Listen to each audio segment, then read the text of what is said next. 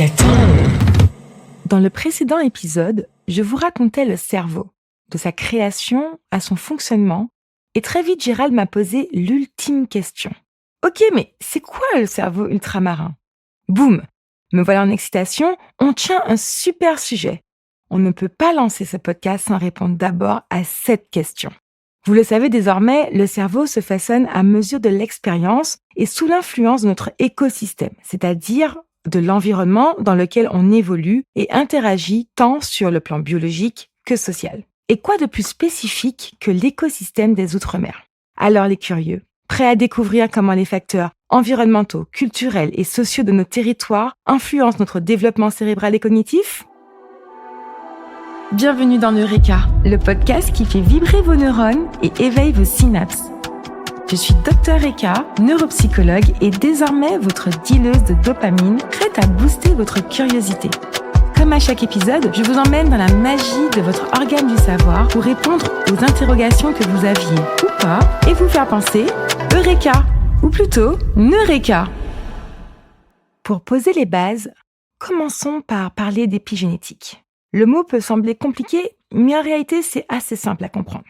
L'épigénétique fait référence aux modifications de l'expression de nos gènes qui s'opèrent sous l'influence des facteurs environnementaux tels que le climat, la nutrition, le stress et les expositions toxiques. C'est un peu comme des annotations dans la marge du livre d'instructions qu'est notre ADN. En gros, notre génome, c'est-à-dire l'ensemble de nos gènes, contient toutes les instructions nécessaires pour faire un être humain et spécifiquement nous. Mais toutes ces instructions ne sont pas activées en même temps.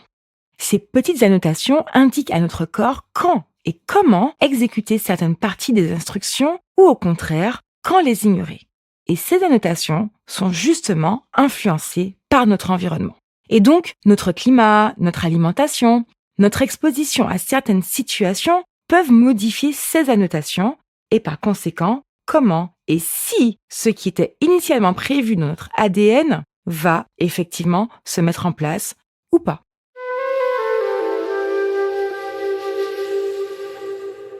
Dans nos territoires ultramarins, on vit souvent sous les tropiques, mais s'ils sont bien sûr paradisiaques, ils imposent aussi des défis particuliers à notre organisme qui doit constamment s'adapter à des conditions rudes. Des conditions rudes liées au climat, aux catastrophes naturelles, mais également à certaines conditions environnementales propres à nos territoires. Prenons par exemple le triste empoisonnement au chlordécone qui touche la Guadeloupe et la Martinique.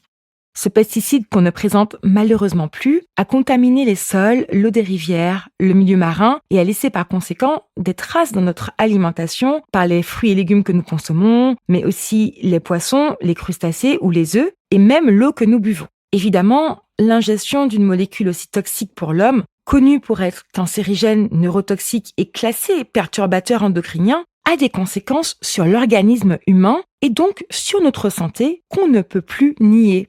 Depuis l'étude Timoun menée aux Antilles en 2022, on sait désormais que l'exposition au chlordécone a un impact significatif sur le développement cérébral des enfants qui présenteront de fait des capacités cognitives réduites et des difficultés de comportement plus fréquentes par rapport à ceux qui ne sont pas exposés. Cette intoxication au chlordécone est un exemple très parlant de ce qu'est l'épigénétique et comment une pollution environnementale a des conséquences sur notre santé cognitive.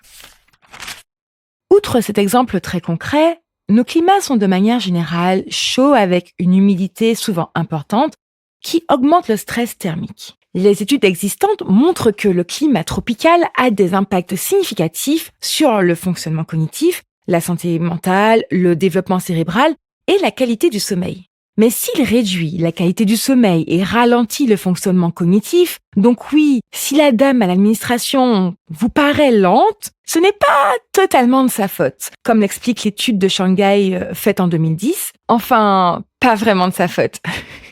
Donc comme je le disais, si le climat tropical peut avoir des effets limitants sur notre fonctionnement général, il est aussi la raison d'une certaine résilience face à ces conditions extrêmes. Des études ont montré qu'une exposition prolongée à ces conditions peut conduire à des adaptations spécifiques de notre génome.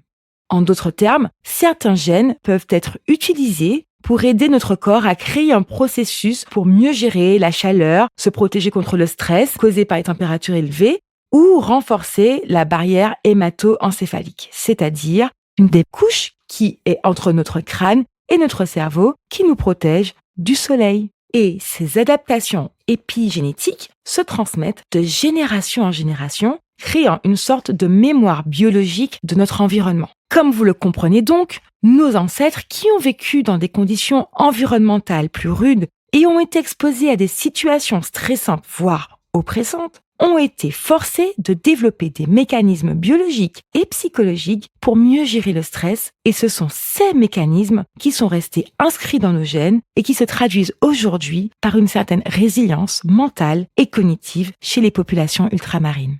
Et oui, la vie dans les territoires ultramarins avec ses défis socio-économiques spécifiques et ses conditions climatiques intenses peut être stressante. Pourtant, la population a toujours su trouver des solutions créatives face aux situations complexes et a toujours su rebondir après des épreuves difficiles. #cyclone, #tremblement de terre et tout ça.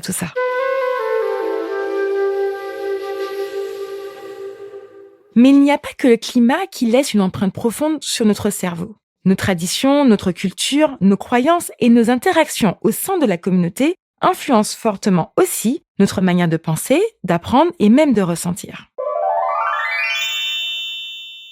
Pour commencer, parlons d'un aspect incontournable de la vie des ultramarins, le multilinguisme.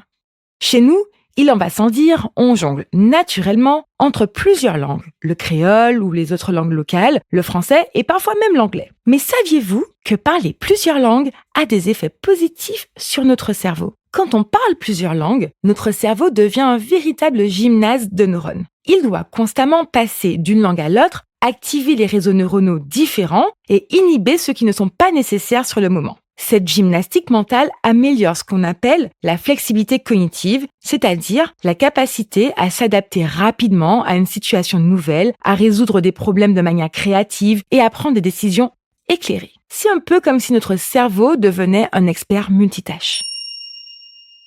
Mais ce n'est pas tout. Le fait d'être immergé dans une culture riche et diverse comme celle des territoires ultramarins stimule aussi la pensée créative. Les arts, la musique, la danse, les récits traditionnels, tout cela nourrit notre esprit d'une manière qui va bien au-delà de la simple connaissance. Des études récentes faites en neuroimagerie transculturelle ont démontré que le contexte culturel d'une personne peut influencer l'activité neuronale qui sous-tend les fonctions cognitives de haut et de bas niveau. En d'autres termes, la structure même du cerveau varierait d'une communauté à l'autre sous l'influence notamment de la culture. Les ultramarins grandissent souvent dans des environnements où la culture est vivante, vibrante et cela crée un terreau fertile pour des esprits innovants et résilients. Alors, pour répondre à ta question, Gérald, c'est quoi un cerveau d'ultramarin ? C'est un cerveau façonné par un environnement riche et diversifié, plein de défis, mais aussi de belles opportunités. Le cerveau des ultramarins, ce n'est pas moins ou plus que celui des autres, il est simplement unique. Un cerveau qui a appris à s'adapter, à être flexible, créatif et résilient. C'est un cerveau qui ne se contente pas de survivre dans des conditions tropicales, mais qui en tire le meilleur pour s'épanouir. Un cerveau profondément connecté à sa culture, à sa communauté et qui est prêt à relever les défis de demain. Et c'est peut-être pourquoi nous avons tant de talents.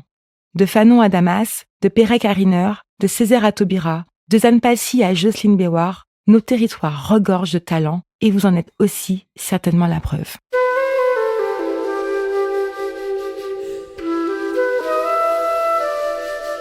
Voilà, c'est l'heure de se déconnecter. Merci en Shai d'avoir été des nôtres.